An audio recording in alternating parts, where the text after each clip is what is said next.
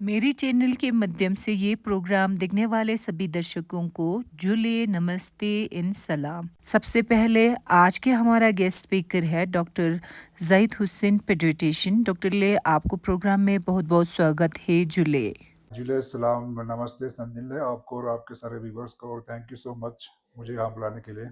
Thank you doctor ले, thank you so much. Doctor Zahid ले आज का हमारा प्रोग्राम होगा हेपेटाइटिस पे। तो सबसे पहले आप प्लीज़ विस्तार से लोगों को ये बताइए कि हेपेटाइटिस होता क्या है और इसकी वजह से हमारे शरीर के कौन से अंग को नुकसान पहुंचाते हैं।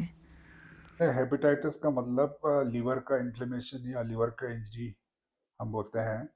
तो लीवर हमारे शरीर में जो है सबसे बड़ा ऑर्गन है जो राइट साइड अपर एब्डोमेन में होता है। तो जी। लीवर जो है इसके डाइवर्स बहुत सारे काम होते हैं।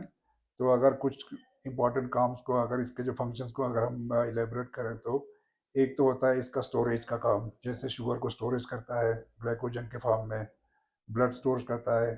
फिर मेटाबॉलिक फंक्शंस होते हैं इसके बहुत सारे, बहुत सारे दवाइयों को, फूड पार्टिकल्स को या बाकी चीज़ों को ये मेटाबोलाइज करता है, डिटॉक्सिफाई करता है टॉक्सिन्स को, ड्रग्स को, हम्म। वायरल पार्टिकल्स को। फिर इसका सिंथेटिक फंक्शन होता है, बहुत सारे प्रोटीन्स बनाते हैं जैसे एल्ब्यूमिन है, कोगुलेशन फैक्टर्स में खासकर प्रोथ्रोम्बिन, या इस तरह से लीवर के सिंथेटिक फंक्शंस होते हैं। फिर एक्सक्रीटरी फंक्शंस होते हैं इसके। तो बाइल को ये लीवर बनाता है, फिर इसको एक्सक्रीट करता है थ्रू इंटेस्टाइन, बाइल डक्ट्स के थ्रू, स्टूल से। तो ये मेजर जो है लीवर के मेन मेन फंक्शंस होते हैं। तो लीवर हमारे काम बॉडी में ये सारे, इसके अलावा भी और बहुत सारे काम करते हैं। तो लीवर में कोई भी इंफ्लेमेशन इंजरी हो जाए, चाहे वो वायरसेस की वजह से या बैक्टीरिया की वजह से या कोई केमिकल ड्रग्स की वजह से है या कोई अल्कोहल की वजह से, अल्कोहलिक हेपेटाइटिस, या आजकल जो चर्चा में है फैटी लीवर। तो इन सब कारणों की वजह से और भी सारे कारण होते हैं लीवर के जो इंजरी इंफ्लेमेशन को हम हेपेटाइटिस बोलते हैं। जी सर, अभी आपने बहुत विस्तार से बताया कि लिवर का फंक्शन क्या होता है और इसमें हेपेटाइटिस यानी कि लिवर में इन्फ्लेमेशन होने का वजह क्या होता है। तो ये पता चलता है कि हेपेटाइटिस भी कई तरह के होते हैं, जैसे A B C D E, alcoholic hepatitis, non alcoholic, steroid hepatitis बोल के। तो इन टाइप्स के बारे में थोड़ा विस्तार से बताइए सर प्लीज़। जी, हेपेटाइटिस जो लिवर का इन्फ्लेमेशन है, इसमें मेजर जो काजेज़ वायरसेस की वजह से होता है, जिसके बारे में आज हम विस्तार से डिस्कस करेंगे। जी सर। तो इसके अलावा बाकी मेटाबॉलिक स्टोरेज या टॉक्सिन या और भी चीज़ों की वजह से भी जो लिवर का इन्फ्लेमेशन होता है, वो तो होता ही है। जो हेपेटाइटिस है उसमें हेपेटाइटिस वायरसेस कुछ स्पेसिफिक्स होते हैं जिनको हेपेटोट्रोपिक वायरस बोलते हैं। हालाँकि हम्म। और भी वायरसेस लिवर का इंजरी करता है, जैसे एचआईवी है, हर्पीस वायरस है। बट ये जो हेपेटाइटिस ग्रुप ऑफ वायरसेस है, इनका प्राइमरीली अफेक्शन जो लीवर पे होता है, तो ये वायरसेस को हम क्लासिफाई करते हैं ए से ई तक। A, hepatitis B, hepatitis C, D और ई। तो ये मेजर जो वायरसेस ग्रुप्स हैं इसमें, ये मेनली लीवर को इंजरी करता है, इन्फ्लेमेशन करता है। जी। तो इनका मैकेनिज्म ऑफ एक्शन भी इंजरी का अलग है, कैसे फैलता है ये भी अलग होता है। अच्छा, कैसे प्रिवेंट करना है ये भी अलग है, और सीवियरिटी भी अलग है। हम्म। तो ये मेजर जो आज डिस्कस कर रहे हैं, तो मेनली ये हेपेटाइटिस वायरसेस के बारे में। जी। जी। जी। सर ऑफ कैमरा हमारे बीच में डिस्कशन हुआ था कि आजकल ले में काफ़ी हेपेटाइटिस का केसेस है बच्चों में। तो इसके बारे में थोड़ा विस्तार से बताइए प्लीज़ कि ये आजकल ज़्यादा क्यों है और स्पेशली इसकी वजह से बच्चों में क्या-क्या प्रॉब्लम्स आ सकते हैं और मोड ऑफ ट्रांसमिशन क्या है? जैसे हेपेटाइटिस वायरसेस है, ए बी सी डी ई, इनके मोस्ट ऑफ द जो उनका जो ट्रांसमिशन का तरीका है कि कैसे फैलता है, ये जी। अलग अलग है। तो अगर मैं थोड़ा डिटेल में बताऊं तो ए और ई जो है फीको ओरल रूट से फैलता है। मतलब कि कोई स्टूल से उसका जो है टट्टी से वायरस निकलता है, तो वो कंटेमिनेट हो गया कहीं पे पानी में, फूड्स में, या जो हैंडलर्स होते हैं उनके थ्रू, तो वो दूसरे आदमी के जो है ओरल केविटी से फिर गया इंटेस्टाइन में, मल्टीप्लाई हुआ, फिर स्टूल से निकला। इस तरह से हेपेटाइटिस ए और ई फैलता है, जिसको हम फीको ओरल रूट बोलते हैं। जी। तो बाकी वायरसेस का तो आपको पता ही है, सी और डी वगैरह, वो तो ब्लड से या जो नीडल जो है इंजरी से या सेक्सुअल से या मदर टू चाइल्ड वगैरह फैलते हैं।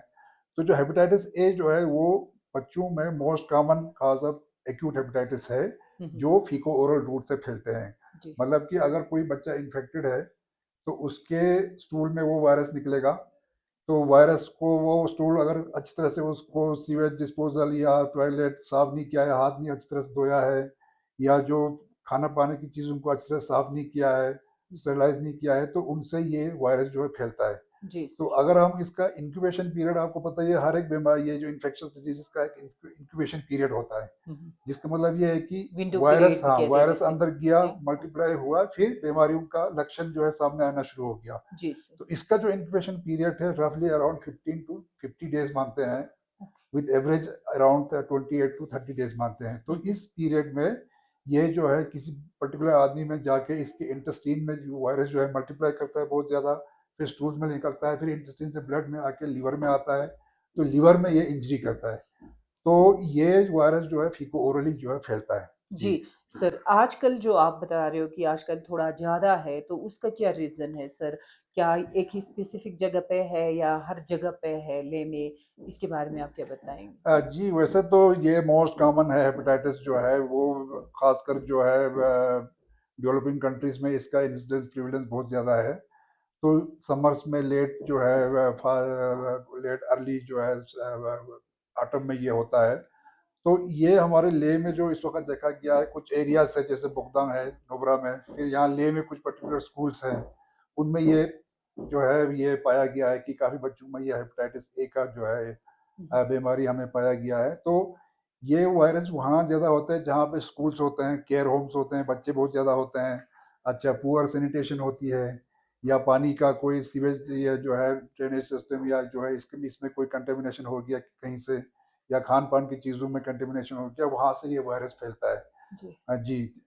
जी सर, तो इसका सबसे पहले लक्षण क्या होता है सर? जी। कैसे पता चलेगा कि माँ-बाप को हो या हॉस्टल में हो तो जी। केयरटेकर्स को कैसे पता चलेगा कि बच्चों में इस तरह की प्रॉब्लम्स है, तो फिर ताकि जल्द से जल्द हॉस्पिटल पहुँचे, आप लोग उनके पास पहुँचे, तो इसके बारे में क्या बताएँगे? जी, सबसे पहले तो मैं ये बोलना चाहूँगा कि ये जैसे बाकी वायरल इलनेसेस या बच्चों में जो इन्फेक्शियस डिजीज़ है, चिकन पॉक्स, मम्स या मीज़ल्स वगैरह, इनकी तरह ये बच्चों में एक माइल्ड इलनेस करता है।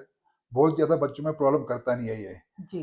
तो इसमें जो इनिशियली जो है जो इसके जो इनिशियल सिम्पटम्स होते हैं, इसको हम प्रोड्रोमल सिम्पटम्स बोलते हैं, जिसमें बच्चे में थोड़ा थकान होना, खाना कम खाना, जो है एनोरेक्सिया, खाना कम खाना इसका प्रीडोमिनेंट एक सिम्पटम है। फिर थोड़ा सा फीवर आ जाना, उल्टी होना, पेट में दर्द, खासकर राइट अपर साइड में दर्द होना, ये इसके जो है प्रोड्रोमल ये जो है इलनेस में सिम्पटम्स आते हैं। तो खासकर बच्चों में, 5 साल से कम के बच्चों में, ये बिल्कुल इस तरह से जैसे एक आम डायरिया वोमिटिंग की तरह ये होके निकल जाता है। जॉन्डिस जो है इनमें जो है 10% में जाके आता है। ओके। तो 5 साल से 10 साल के बच्चों में जो है ये फिर प्रोड्रोमल इलनेस के बाद कुछ 70% बच्चों में ये जॉन्डिस करके आता है, जिसमें आपके आँख जो है वो जो पीलिया है हो पीला जाते हो हैं। जाता है, और यूरिन जो है बहुत डार्क आना शुरू हो जाता है, और कुछ बच्चों में जो है स्टूल जो है वह पेल कलर या क्ले कलर आना शुरू हो जाता है। तो इसको हम इक्ट्रिक फेज बोलते हैं। इसके बाद इसका रिकवरी फेज स्टार्ट होता है, जो 2-3 हफ्ते के बाद होता है, और ये रिकवरी फेज में धीरे धीरे धीरे जो है जॉन्डिस जो है कम होता है, और जो है बच्चे का एपेटाइट आता है, पेन कम हो जाता है, और बच्चा एक्टिव हो जाता है। और कई बार इसका रिकवरी पीरियड जो है इवन 4 to 6 वीक्स या 1 डेढ़ महीना भी चल सकता है। जी। जी, तो आपने पहले बताया ये कि एक-दूसरे को ट्रांसमिशन होने का भी रिस्क रहता है, वायरल है तो इन्फेक्शन जी। होंगे सिर्फ, है ना? तो इसमें क्या ध्यान रखना होगा जिसमें साइन एंड सिम्पटम्स हो या कई लोगों का जी। जी। मतलब जी। कोई साइन एंड हुँ। सिम्पटम्स होते ही नहीं है। जी। तो अगर किसी को इस तरह की प्रॉब्लम्स आते हैं, सुस्तीपन हुँ। आ जाते हैं या भूख थोड़ा कम लगना, इस जी। तरह के आपने भी माइल्ड जो सिम्पटम्स वो भी बताया, तो इस तरह की प्रॉब्लम्स हो तो बच्चों को एक दूसरों को कैसे बचाया जा सके? अगर घर में भी 2-3 बच्चे हो सकता है ना जी। सर? जी। तो इसके बारे में आप क्या बताएँगे? जी, ये तो वैसे तो मैंने शुरू में बताया कि इसमें अगर ये हो जाए, या किसी और बच्चों में सोसाइटी में या स्कूल्स में, मोहल्ले में अगर कोई हेपेटाइटिस फैला हुआ है, जॉन्डिस है, तो घबराने की बहुत बिल्कुल बात ज़रूरत नहीं है। नहीं है। जी सर। क्योंकि बच्चों में जो है 99% ये जो है माइल्ड टू मॉडरेट इलनेस करके ये खत्म हो जाता है। जो हम बोलते हैं कि जो सीवियर या फुलमिनेंट हेपेटाइटिस जो है वो 1% से कम बच्चों में हो जाता है, दिक्कत हो जी। जाता है। तो आमतौर पर जो है बच्चे जो है सिर्फ डायरिया वोमिटिंग की तरह थोड़ा सुस्त रहना, खाना कम खाना, थोड़ा इरिटेबल रहना, इस तरह से फीचर्स आके ये खत्म हो जाता है। तो अब इस तरह से सिम्पटम आ जाए तो इसका जो इन्फेक्टिविटी पीरियड है, तो जी। ये जॉन्डिस आने से 2 हफ्ते पहले और जॉन्डिस के 1 हफ्ते बाद इसका इन्फेक्टिविटी पीरियड होता है। मतलब किसी एक बच्चे को एक जो दूसरे को है लगने हाँ, का लगने का चांस। चांस है। जी सर। तो अगर आपके मोहल्ले में या स्कूल्स में दूसरे बच्चों को हेपेटाइटिस, जॉन्डिस है, टेस्ट किया हुआ है, इनमें काफ़ी बच्चों में इस टाइप के सिम्पटम्स है, तो हम उनसे जो है वो थोड़ा हैंड वॉशिंग सबसे इम्पोर्टेंट है। स्कूल्स में टॉयलेट का इनका साफ़ करना, फिर टॉयलेट के बाद हाथ को साफ़ करना, अच्छा खान-पान की चीज़ों को साफ़ करना, बिल्कुल उबालना, क्योंकि ये वायरस जो है ये थोड़ा हीट रेजिस्टेंट इसको यही बोलते हैं, और जो नॉर्मल हमारे जो सैनिटाइज़र्स होते हैं हॉस्पिटल्स वगैरह में, हुँ, हुँ, हुँ। आइसोप्रोपाइल अल्कोहल वगैरह, इससे ये जो है ज़्यादा ये वायरस मरता नहीं है। तो hand washing is the best जो है मेथड जो है, इसको जो है हैंड वॉशिंग करना जो है इसको प्रिवेंट करने के लिए। जी। दूसरा है कि अगर मान लो हाउस होल्ड कॉन्टैक्ट्स हैं, तो दूसरे बच्चे हैं, तो उनमें एक ऑप्शन है कि वैक्सीनेशन का, या जो हालाँकि इम्यूनोग्लोबुलिन का भी एक ऑप्शन है जैसे हेपेटाइटिस बी की तरह, वो हालाँकि यहाँ अवेलेबल नहीं है, बट एक 1 साल से कम के बच्चों में या 40 साल से कम के लोगों को हम इम्यूनोग्लोबुलिन दे के भी जो है इस बीमारी से बचा सकते हैं। तो जी। मेनली तो इसमें यही है कि हैंड हाइजीन, पानी का जो है सही तरीके से पानी को उबालना फिर पीना, खान-पान की चीज़ों को सफाई रखना, हुँ, हुँ। इस तरह से हम इस बीमारी से बचा सकते हैं। जी सर। अब जो आपने बताया था 10% को जैसे जी, सीवियर होता है, तो इन लोगों के लिए ट्रीटमेंट क्या होता है सर? और साथ-साथ में खान-पान का ध्यान रखना कितना इम्पोर्टेंट है? क्योंकि ज़्यादातर लोग ऑयल जी, नहीं खाना, ये नहीं खाना है जी, बोल के अपने से सारा कुछ बच्चों को कट ऑफ कर देते हैं। ये जी। सही है या गलत? इसके बारे में थोड़ा विस्तार से बताइए सर हाँ, प्लीज़। ये इम्पोर्टेंट क्वेश्चन है कि अगर कोई बच्चे जिसमें हेपेटाइटिस के साइन सिम्पटम्स है, डायरिया, वोमिटिंग की तरह है, और पेट में दर्द है, खासकर upper part of the pet में राइट साइड पे, या उसका जो है एपेटाइट लॉस हुआ है, या बिल्कुल वोमिटिंग बहुत ज़्यादा है, अच्छा फिर जो है बच्चा सुस्त बहुत है, हुँ, तो हुँ। ऐसे बच्चों को हॉस्पिटल में एडमिट कर सकते हैं, करते हैं। तो अगर एपेटाइट बहुत कम है तो हम आईवी ग्लूकोज वगैरह दे के इन बच्चों को मैनेज करते हैं। तो बहुत कम बच्चों को कॉम्प्लिकेशन होता है जिनमें पेट फूलते जाता है, या फीवर बढ़ते जाएगा, बच्चा सुस्त होता जाएगा, लेथार्जिक होता जाएगा, या कहीं ब्लीडिंग टेंडेंसी हो जाए, जैसे नाक से खून आ रहा है, कहीं स्किन पे जो है खून के धब्बे बन रहे हैं, हुँ, हुँ। क्योंकि मैंने बताया आपको लीवर जो है ये हमारा जो है क्लॉटिंग फैक्टर्स जो है वो प्रोड्यूस करता है, जिसमें हम टेस्ट करते हैं। हुँ, हुँ। तो ये अगर ऐसे कोई लक्षण है बच्चों में तो उन बच्चों को हम एडमिट करते हैं, अदरवाइज इनको हम घर में आराम से मैनेज कर सकते हैं। बाकी बच्चों को पानी ज़्यादा देना, उनको खाना देना।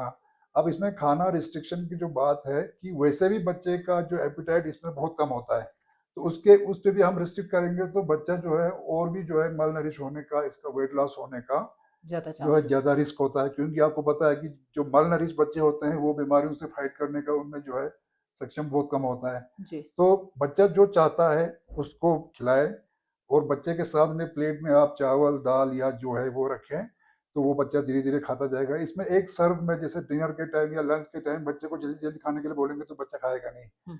तो उसके सामने पानी रख के वो पीता रहेगा। तो बहुत कम बच्चों में जिनमें एक्चुअली जो है हेपेटाइटिस जो है सीवियर हुआ है, हेपेटिक एन्सेफेलोपैथी बोलते हैं या परमानेंट हेपेटिक फेलियर बोलते हैं, तो उनमें जाके हम जो है फैटी रिस्ट्रिक्शन जो है ऑयल फैट जो है घी का रिस्ट्रिक्शन करते हैं, अदरवाइज ज़रूरत नहीं है। तो बाकी नॉर्मल जो बच्चा खाता है वही खिलाना है। बाकी जो जनरल एडवाइस होती है बच्चों में खाने रिस्ट्रिक्शन के लिए, जैसे स्पाइसी फूड नहीं खाना है, अच्छा ये चिप्स कुरकुरे वगैरह, पैकेट की ये चीज़ें। स्पाइसी, ये जी सब सर। पैकेट चीज़ें हो गया, तो ये तो रिस्ट्रिक्शन इन बच्चों में भी अप्लाई होता है। जी। बहुत-बहुत धन्यवाद डॉक्टर ज़ाहिलिया। आपने बहुत विस्तार से बताया कि हेपेटाइटिस होता क्या है, कैसे-कैसे मोड ऑफ ट्रांसमिशन होता है और किस तरह से हम प्रिवेंट कर सकते हैं। अगर कोई लक्षण है तो किस तरह की ट्रीटमेंट या हॉस्पिटलाइज़ करने की ज़रूरत पड़े, जो भी है आपने बहुत विस्तार से बताया। आप लास्ट पे अगर हम इन चीज़ों से बचाना चाहते हो, तो छोटा-सा क्या मैसेज देना चाहोगे सर? ये जो सारे चाइल्डहुड इन्फेक्शियस डिजीज़ेज़ है, hepatitis, mumps, measles, chicken pox, ये सब बच्चों में माइल्ड इलनेस करके थोड़ा-सा प्रॉब्लम करके ये खत्म हो जाता है। हुँ, हुँ। ये प्रॉब्लम करते हैं जनरली हम आप जैसे एडल्ट्स में। हुँ, हुँ, हुँ। तो फिर भी अगर इससे बचना है तो ये है कि प्रॉपर जो है water sanitation, food handling, food sanitation, अच्छा सब्ज़ी को धो के, खान-पान को धो के, हाथ धोना फ्रीक्वेंटली, खासकर टॉयलेट जाके हाथ को बार-बार धोना, safe and proper disposal of सीवेजेस जो है वो उसको जो है उनका ट्रीटमेंट अच्छी तरह करना, और कुछ अगर कुछ लोग पेरेंट्स अगर चाहता है तो इसका वैक्सीन्स भी, इफेक्टिव वैक्सीन्स भी अवेलेबल है, हुँ, हुँ। जो हालांकि गवर्नमेंट के उसमें नहीं है, तो वो वैक्सीन हम एबव 1 ईयर के बच्चों में 2 डोजेस होते हैं वो दे सकते हैं। जी। जी sir. Thank you sir. Thank you so much.